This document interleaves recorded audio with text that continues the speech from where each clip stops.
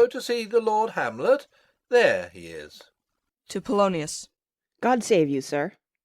Exit Polonius. My honoured lord. My most dear lord.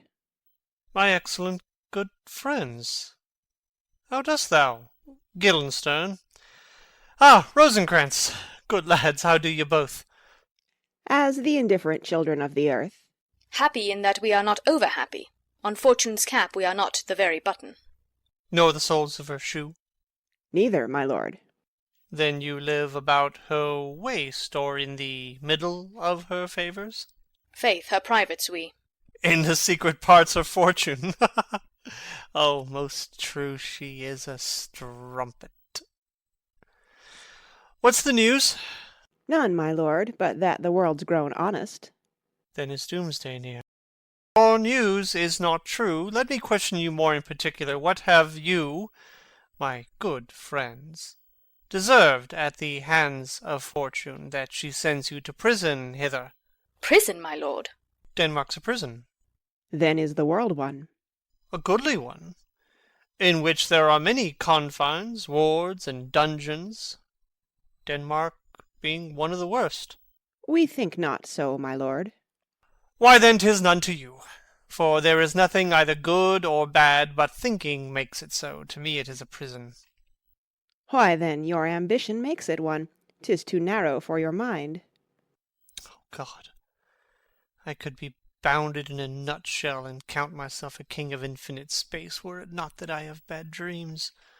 Which dreams indeed are ambition, for the very substance of the ambitious is merely the shadow of a dream.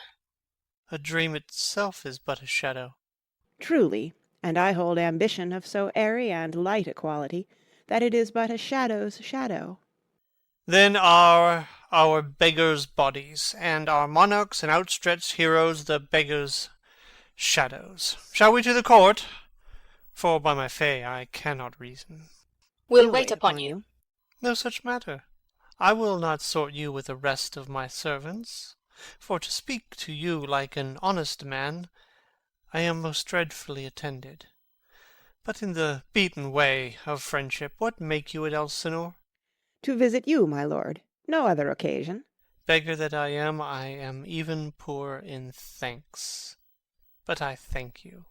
And sure, dear friends, my thanks are too dear a halfpenny. Were you not sent for? Is it your own inclining? Is it a free visitation? Come, deal justly with me. Come, nay, speak. What should we say, my lord? Why, anything but to the purpose. You were sent for, and there is a kind of confession in your looks which your modesties have not craft enough to colour. I know the good king and queen have sent for you. To what end, my lord? That you must teach me. But let me conjure you, by the rights of our fellowship, by the constancy of our youth, by the obligation of our ever-preserved love, and by what more dear a better proposer could charge you withal, be even and direct with me, whether you were sent for or no. Aside to Guildenstern. What say you? Aside. Nay then, I have an eye of you. If you love me, hold not off. My lord, we were sent for. I will tell you why.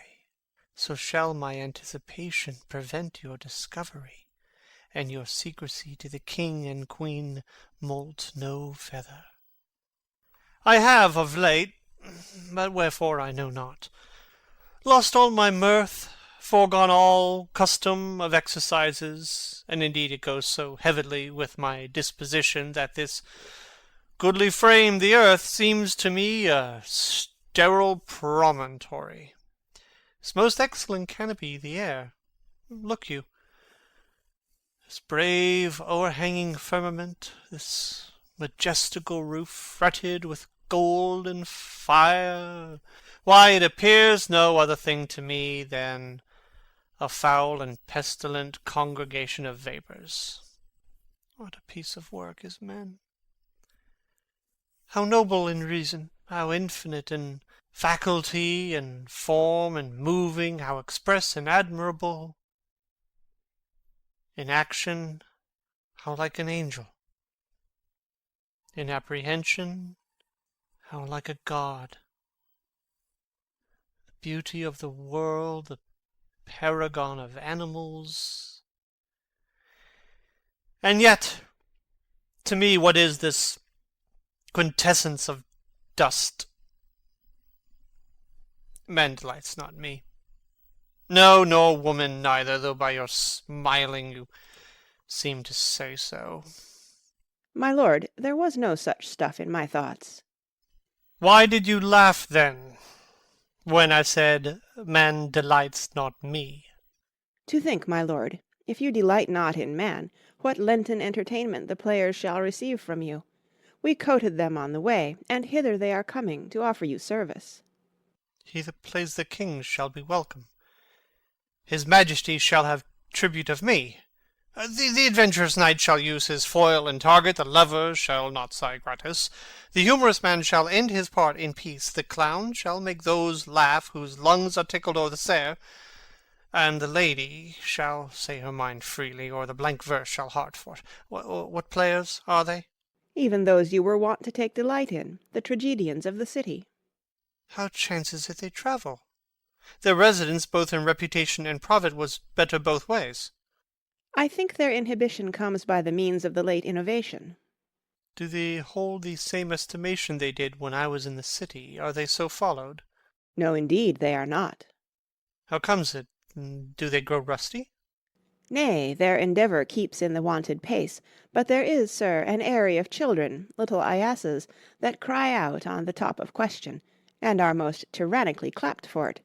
These are now the fashion, and so berettle the common stages, so they call them, that many wearing rapiers are afraid of goose-quills, and dare scarce come thither. What, are they children? Who maintains them? How are they escorted? Will they pursue the quality no longer than they can sing? Will they not say afterwards, if they should grow themselves to common players, as it is most like, if their means are no better, their writers do them wrong to make them exclaim against their own succession? Faith, there has been much to do on both sides, and the nation holds it in no sin to tar them to controversy. There was, for a while, no money bid for argument, unless the poet and the player went to cuffs in the question. Is it possible? Oh, there has been much throwing about of brains. Do the boys carry it away? Ay, that they do, my lord. Hercules and his load, too. It is not very strange, for mine uncle is king of Denmark, and those that would make mows at him while my father lived give 20, 40, 50, 100 ducats apiece for his picture and little. 'Sblood, there is something more in this than natural, if philosophy could find it out. Flourish of trumpets within. There are the players. Gentlemen, you are welcome to Elsinore. Your hands come, then. The appurtenance of welcome is fashion and ceremony. Let me comply with you in this garb, lest my extent to the players, which I tell you must show fairly outward, should appear more like entertainment than yours. You are welcome, but my uncle, father, and aunt, mother, are deceived. In what, my dear lord? I am but mad north-northwest, when the wind is southerly. I know a hawk from a handsaw. Enter Polonius. Well be with you, gentlemen. Hark you, Guildenstern, and you too, at each ear a hearer. That great baby you see there is not out of his swaddling clouts. Happily he's the second time come to them, for they say an old man is twice a child. I will prophesy he comes to tell me of the players' market. You say right, sir. Oh, Monday morning, 'twas so indeed. My lord, I have news to tell you. My lord, I have news to tell you. When Roscius was an actor in Rome... The actors are come hither, my lord. Buzz, buzz. Upon mine honour. Then came each actor on his ass. The best actors in the world, either for tragedy, comedy, history, pastoral, pastoral comical, historical pastoral, tragical historical, tragical comical, historical pastoral, scene individual, or poem unlimited. Seneca cannot be too heavy, nor Plautus.